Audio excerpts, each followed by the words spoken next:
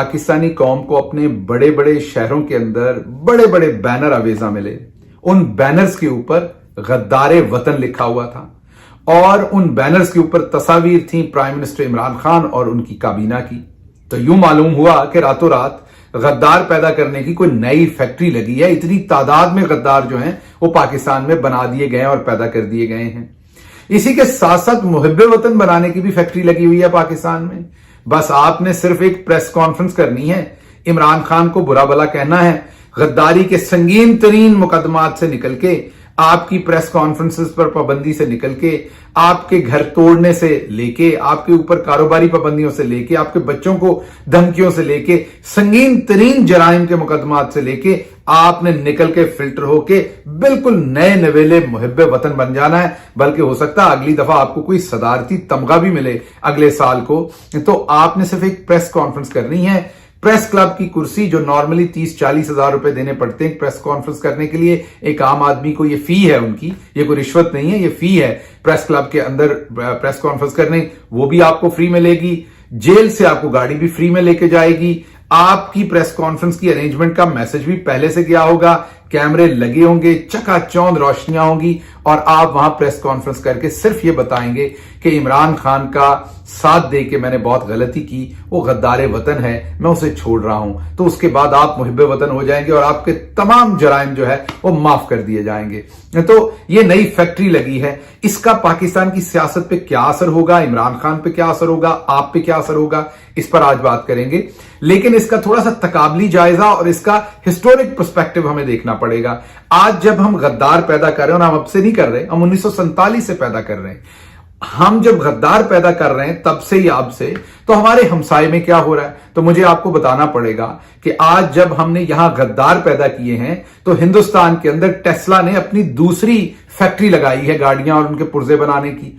Tesla इस time दुनिया की जदीद तरीन कार है और जो सबसे ज्यादा मुनाफा बख्श उसकी प्रोडक्शन है। वो स्पेस में भी जा रहे हैं, ऊपर खला में भी टेस्ला वाले, ट्विटर को भी वही ओन कर रहे हैं और दुनिया की जदीद तरीन जो टेक्नोलॉजी है उसके अंदर उनका हाथ है। तो आज जब उन्होंने वहां वो पैदा करने की नई टेक्नोलॉजी लगाई है, यहां हमने गद्दार पैदा करने की नई टेक्नोलॉजी लगाई है। तो आप ये देख लीजिए, अभी थोड़ी देर पहले हमें यह पता चला कि हिंदुस्तान के अंदर मर्सिडीज ने अपनी दूसरी फैक्ट्री लगाई है, वो भी वहां पर अब प्रोडक्शन करना शुरू कर रहे हैं, कर चुके हैं बल्कि अब तो उसी वक्त जब ये हो रहा था तो हमें, जब मर्सिडीज की फैक्ट्री लग रही थी तो तब पाकिस्तान के अंदर शहबाज गिल को उठाकर उनके ऊपर दर्जनों गद्दारी के मुकदमात हम बना रहे थे। हम एक गद्दार पैदा कर रहे थे। अब पता नहीं शहबाज गिल में से आपको कितना मुनाफा होना है इस पीडीएम की हुकूमत को। जो हिंदुस्तान वाले ज्यादा मर्सिडीज को देख रहे हैं उन्हें कोई शहबाज गिल नहीं मिल रहा, उन्हें शायद कोई इस तरह का बंदा नहीं मिल रहा, उनकी तवज्जो उस तरफ है। इसी तरह जब हम यहां पर बहुत सारी और चीजों में मसरूफ हैं, हमें इस चीज के ऊपर ज्यादा हमारा शगफ है कि हमने किस तरीके से किस बंदे को किस पार्टी से दूर करना है। जब हम यहां खवातीन को उठाने में लगे हुए हैं और उनके ऊपर पर्चे दर्ज करने में लगे हुए हैं तो हिंदुस्तान में यूट्यूब का दफ्तर खुलता है। जब हम यहां इंटरनेट बंद करने में लगे हुए हैं, हमारी तमाम तर तवज्जो यह है कि पाकिस्तान के अंदर इंटरनेट बंद हो जाए, तब एप्पल जो दुनिया की सबसे बड़ी इस टाइम मोबाइल मैन्युफैक्चरिंग मुनाफा बख्श के हिसाब से कंपनी है, वो वहां पर अपने ऑफिसेस खोल रही है।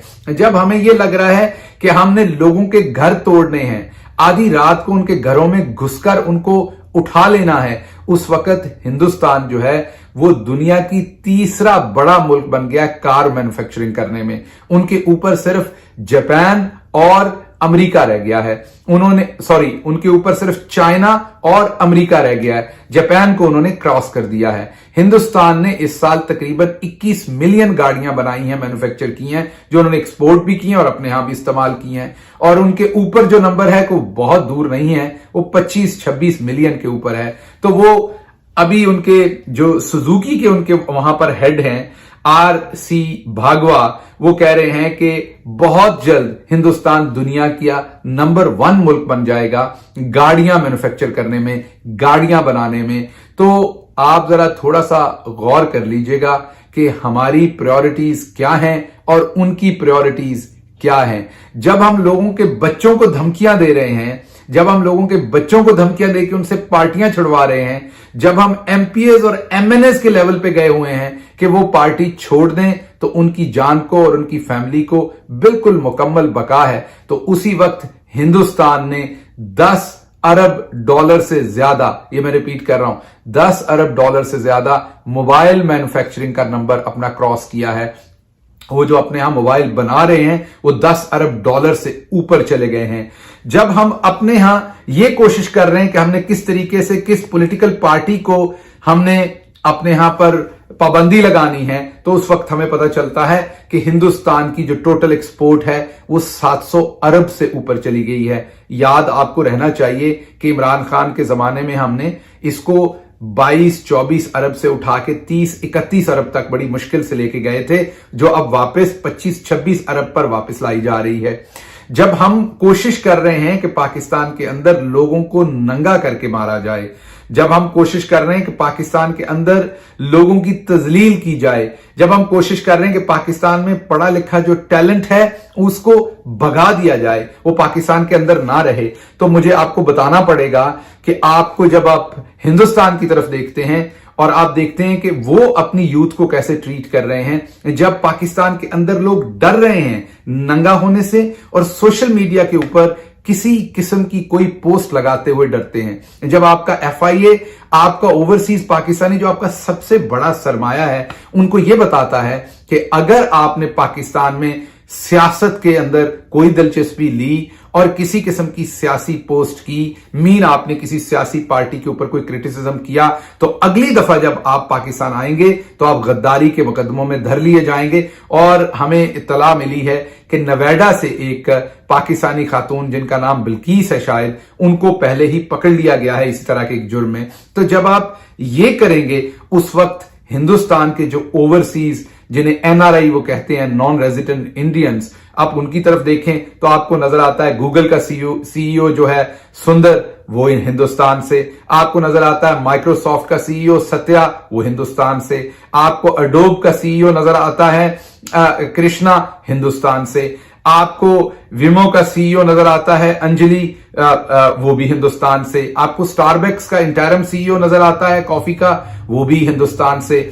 आपको फेडेक्स का सीईओ राज नजर आता है, वो भी हिंदुस्तान से। अमेरिका की 50 बड़ी यूनिवर्सिटीज के जो बिजनेस स्कूल्स हैं, जो इनकी इकोनॉमी को, इनके बिजनेस को डायरेक्टली कंट्रोल करते हैं, या डायरेक्टली कंट्रोल का मतलब ये कि जो उनका पावर इंजन है, जो उनको स्टूडेंट्स, पॉलिसीज, प्रोफेशनल सप्लाई करते हैं, उनकी 30% फैकल्टी इस टाइम जो है, जो प्रोफेसर्स हैं वहां पर, वो हिंदुस्तान ओरिजिन के हैं। और हम एन उस वक्त अगर हमारे हत्थे कोई पाकिस्तानी अमेरिकन प्रोफेसर चढ़ जाए तो हम उसे नंगा करके मारते हैं, हम उसकी तजलील करते हैं कि वो दोबारा पाकिस्तान का नाम लेने से पहले डरे। तो जब हम ये कर रहे हैं तो वो पेप्सी की सीईओ आप देखें तो वो हिंदुस्तान से निकलती है। तो ये है प्रायोरिटीज का फर्क। मैं कुछ और भी चीजें आपके सामने रखना चाहता हूं जो आपको ये पता हो कि जब आप अपने यहां इलेक्ट्रिसिटी का यूनिट, आपको बहुत कुछ बताया जाता है पाकिस्तान में, लेकिन आप देखिए टोटल नंबर ऑफ यूनिट्स आपने कितने कंज्यूम किए हैं और आपका बिल कितना आया है। जब आप वो, ये सीधी सीधी बात है, बाकी सब धोखा है।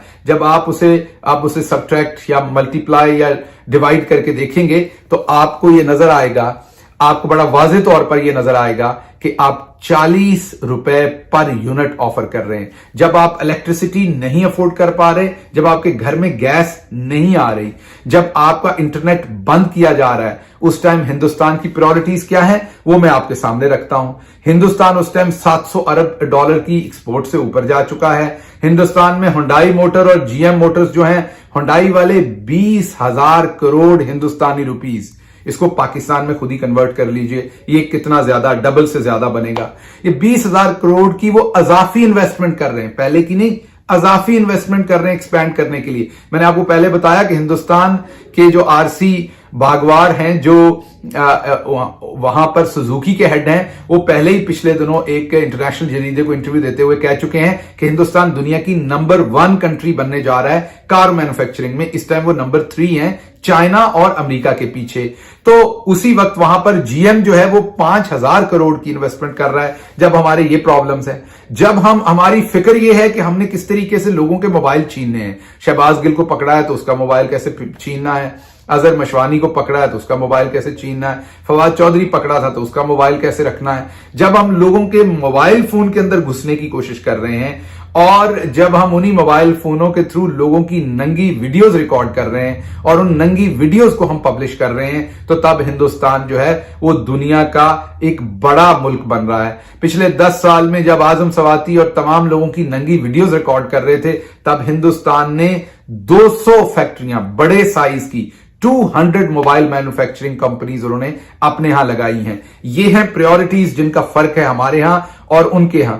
हमारे यहां आज मसला हमारा क्या है कि हमारे यहां आज लोग डरे हुए हैं, एक सोशल मीडिया पोस्ट करने से भी डरे हुए हैं। हमारे यहां औरतें जो हैं वो किसी किस्म की पॉलिटिकल बात करने से डरे हुए हैं। हमारे यहां बाप बेटियों को कहते हैं कि बेटा आपने कोई सियासी बात नहीं करनी, बीवियों को कहते हैं शौहर के आपने कोई सियासी बात नहीं करनी। जब हमारे यहां ये डर है तो उस वक्त आप ये देखिए कि दुनिया के जितने बड़े जरीदे हैं, जितनी बड़े मैगजीन्स हैं, वो अपने जो उनके प्रोडक्शन ऑफिसेज हैं आप कह लें, वो जो उनके टेक्नोलॉजी के सेंटर्स हैं, वो तमाम के तमाम हिंदुस्तान में खुल रहे हैं। वो यूट्यूब हो, जब हम उस पर पाबंदी लगा रहे हैं तो यूट्यूब अपना ऑफिसेज जो हैं, अपने ऑपरेशंस जो हैं, उनकी बड़ी तादाद इंडिया के अंदर खोल रहा है। ट्विटर जो है वो वहां पर देख रहा है चीजें। तो कहने की बात यह है कि हम किस तरफ जा रहे हैं, लेकिन क्या ये हम अभी जा रहे हैं? नहीं, ऐसा नहीं है। अपनी तारीख पे जरा नजर दौड़ाइए। सबसे पहले जो हमने गद्दार पैदा किया था वो मादरे मिल्लत फातिमा जिन्ना थी, क्योंकि उन्होंने अयूब खान साहब के खिलाफ इलेक्शन लड़ने की जुर्रत की थी, जसारत की थी। तो सबसे पहले आज जो किरदार हैं इन्हीं के बाप, आज जो किरदार हैं इन्हीं लोगों के जो वालिदैन थे, क्योंकि वो तब भी अशराफिया उधर ही खड़ी थी, उन्होंने गद्दार कहा। उसके बाद आज भी हिंदुस्तान मिलियंस ऑफ डॉलर्स कमाता है। हमारे एक शायर, बहुत बड़े शायर जैसे फैज अहमद फैज साहब हैं, उनकी शायरी के ऊपर गजल्स गा के हिंदुस्तान मिलियंस ऑफ डॉलर्स कमाता है। लेकिन जब फैज अहमद फैज हमारे हत्थे चढ़े तो फिर हमने उनके साथ जो किया वो आपको पता है। फैज अहमद फैज को भी हमने गद्दार बनाया। हिंदुस्तान उनकी शायरी से पैसा कमाता है, हमारे लिए वो गद्दार थे। और फैज अहमद फैज कौन थे? सच्चे पाकिस्तानी, यहीं रहे, यहीं मरे, यहीं की मट्टी के अंदर वो दफन हुए, लेकिन हमने उनको उनकी जिंदगी के अंदर गद्दार कहा। जब हिंदुस्तान सॉफ्टवेयर इंडस्ट्री में पूरी दुनिया में राज कर रहा है और आज उनकी सॉफ्टवेयर इंडस्ट्री जो है वो 300 बिलियन से ज्यादा के जो रेवेन्यूज जनरेट कर रही है, तब हम पाकिस्तान के अंदर सॉफ्टवेयर अपडेट कर रहे हैं। उन्होंने 47 साल में हम दोनों इकट्ठे ही आजाद हुए थे। उन्होंने सॉफ्टवेयर एक्सपोर्ट किया, हमने लोगों के सॉफ्टवेयर अपडेट किए। उन्होंने पूरी दुनिया के सॉफ्टवेयर अपडेट किए, हमने अपने लोगों का हार्डवेयर अपडेट किया और उसके थ्रू उनके सॉफ्टवेयर हम अपडेट करना चाहते हैं। हम चाहते क्या हैं पाकिस्तान से? हम करना क्या चाहते हैं इस मुल्क से? हमें कभी तो सोचना पड़ेगा। हम ये किस सिमत जा रहे हैं? हमारे यहां कोई महफूज नहीं अपने आप को समझता। कोई हमारा पढ़ा लिखा बंदा आगे बढ़कर कोई काम करना चाहता है तो हम उसे गद्दार बना देते हैं। हम इसमें से निकलेंगे क्या, करेंगे क्या? एक बात मैं अब बाजी मरियम की तरफ जाऊंगा। उन्होंने इमरान खान को 2 टके का कहा, तो इसके ऊपर भी मैं थोड़ा सा आपको बता दूं कि इसका हिस्टोरिक पर्सपेक्टिव क्या है। हिस्टोरिक पर्सपेक्टिव यह है कि बंगाली जब पॉपुलेशन हमारे साथ थी, ईस्ट पाकिस्तान जब हमारे साथ था, बांग्लादेश जब हमारे साथ था, तो हमारे रवैये तो तब भी ऐसे ही थे। बैनर तो हम तब भी लगाते थे, गद्दार तो हम तब भी कहते थे, उधर तुम इधर हम वाली एलीट हमारी तब भी नारे लगाती थी। तो तब उनको ह्यूमिलिएट करने के लिए कहा जाता था तेरी 2 टके की औकात है, क्योंकि टका वहां की करेंसी थी। तो आप उनको ह्यूमिलिएट करने के लिए 2 टके की औकात कहा जाता था। तो ये मुहावरा जो है वो इसलिए बना कि टके की कीमत बहुत कम थी, टका बहुत नीचे था, तो किसी को अमूमी तौर पर उसकी हैसियत नीचे बताने के लिए कहा जाता था तेरी 2 टके की औकात नहीं है या तेरी 2 टके की औकात है। तो मरियम सफदर साहबा ने कल इमरान खान को कहा कि तुम्हारी 2 टके की औकात है। बीबी जरा इलेक्शन में आओ ना तो आपको पता चले कि इमरान खान की औकात क्या है और आपकी औकात क्या है। आप जरा ये जिनके पीछे छुपी हुई हैं वहां से निकल के सामने आए तो पॉलिटिकल औकात का सबको पता चल जाएगा। रही 2 टकों की, तो टके का रेट 1972 में चेक कर लें। शायद ये मुहावरा तब भी नहीं कहना चाहिए था, लेकिन शायद मुहावरा बनाने की कुछ समझ तब आती हो, शायद इस तरह की बेहयाई की कुछ समझ तब आती हो। लेकिन आज ये उलट हो चुका है। आज एक बांग्लादेशी टका जो है वो तकरीबन पौने 3 रुपए पाकिस्तानी हो चुका है। अब आप ये नहीं कह सकते कि तुम्हारी 2 टके की औकात है। अब 2 टके की औकात जो है वो आपके तकरीबन 6 रुपए के करीब हो चुकी है। अब वो टका नहीं रह गया जो आपके 1 रुपए के बहुत सारे टके आते थे और आपने ऐसे जुमले बनाए थे। तो मैं इसके साथ ही आप सबसे सिर्फ ये कहना चाहता हूं कि ये जो गद्दार बनाने की फैक्ट्री लगाई गई है, इसका पाकिस्तान को हमेशा नुकसान हुआ है, अभी भी होना है। बस कर दीजिए, इमरान खान गद्दार नहीं है। बस कर दीजिए, इमरान खान की या उसकी पार्टी की या आम पाकिस्तानियों की औकात 2 टके की नहीं है। बैनर छपवा रहे हैं, जमाना कहां चला गया है। हिंदुस्तान स्पेस में जा रहा है, अमेरिका मार्स पे पहुंचने की कोशिश कर रहा है। नील आर्मस्ट्रांग कब चांद पे चला गया था। हम सोशल मीडिया के जमाने में भी बैनर छपवा रहे हैं, बैनर छपवाने के ऊपर आवाम का पैसा लगा रहे हैं। यही आपने सोशल मीडिया क्यों नहीं इस्तेमाल कर लिया? पैसा ना लगता, बैनर की छपाई क्या जरूरी थी? लेकिन हाँ, मुझे याद आया, सोशल मीडिया आप कैसे इस्तेमाल कर सकते हैं। आवाम की अब 95% तादाद जो है सोशल मीडिया पे, तो शायद इससे भी ज्यादा, वो तो इमरान खान के साथ खड़ी है। सोशल मीडिया पे आप कोई बात करें तो आपको कमेंट बंद करने पड़ते हैं। तो ये जो हुकूमत है, ये जो पीडीएम का टोला है, बुनियादी तौर पर इन्हें अपनी औकात पता है कि सोशल मीडिया पर आए तो होना क्या है। इसलिए बैनरों के ऊपर आवाम का पैसा जाया किया जा रहा है।